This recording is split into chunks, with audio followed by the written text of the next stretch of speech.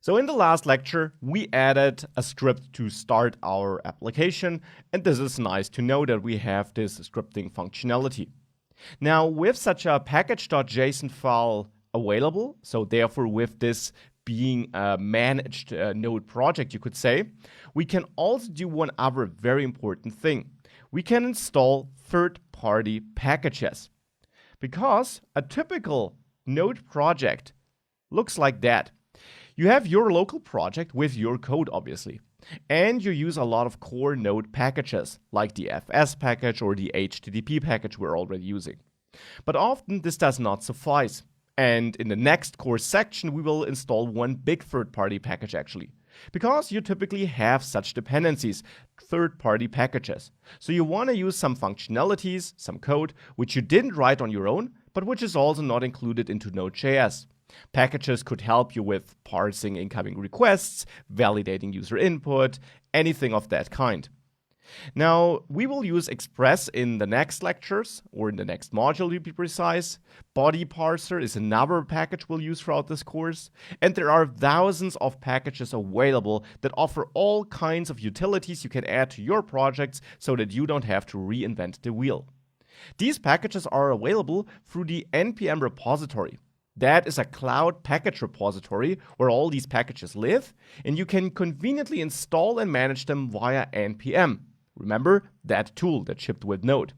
And this is exactly what we will do now to install a first little utility package that will speed up our development workflow.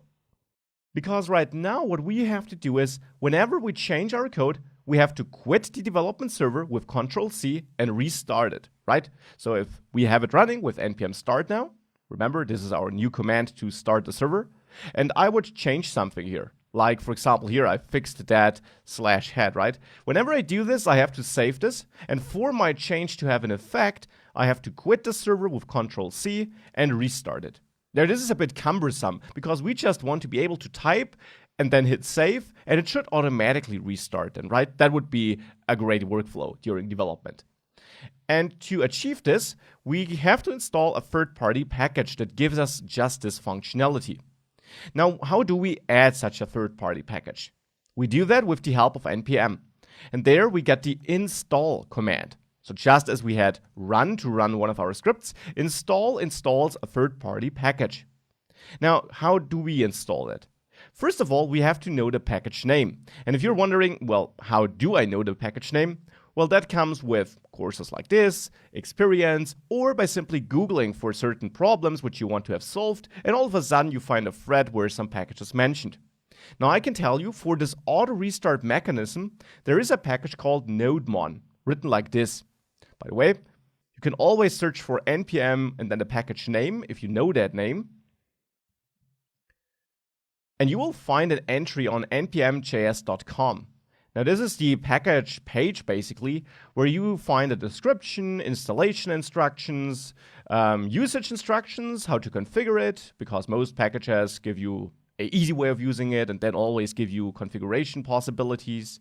You see how popular the package is, what version it's using, if there is an external homepage, where the source code can be found if it's open source. So you find a bunch of stuff here. Pretty useful.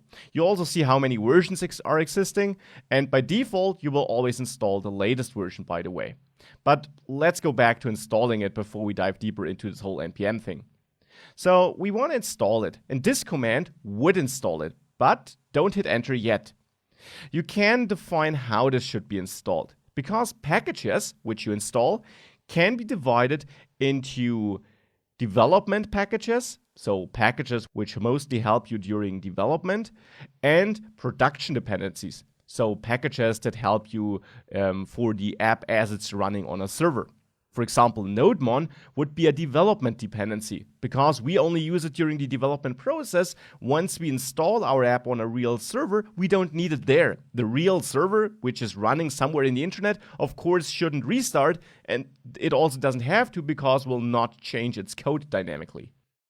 And you can basically tell npm which kind of dependency this is. This does not make a huge difference and you can omit this setting, but it helps you understand which package is used for what. Now you do add this by adding --save-dev. If you had just save like this would install it as a production dependency, so a package which we really use in our code and work with. And with this, we're indicating, this only adds something we use during development. There's also the third option, by the way, -G will not install it in this project, but globally on your machine so that you can use it anywhere. Now, let's first of all install it with save-dev, like this, --save-dev. Now, what this will do is it will download it from the npm repository and install it into this project. So not globally on your machine, but into this project. So now you see, you get a report here that it finished successfully what it did, and it gives you a couple of new things in your project. It gives you that node modules folder, the package log.json file, and it updated the package.json file. There we see that the new dev dependencies section was added, and that stands for development dependencies. As I said, you can differentiate between different dependencies. We'll see production dependencies later too. And there you see that NodeMon was installed and which version was picked.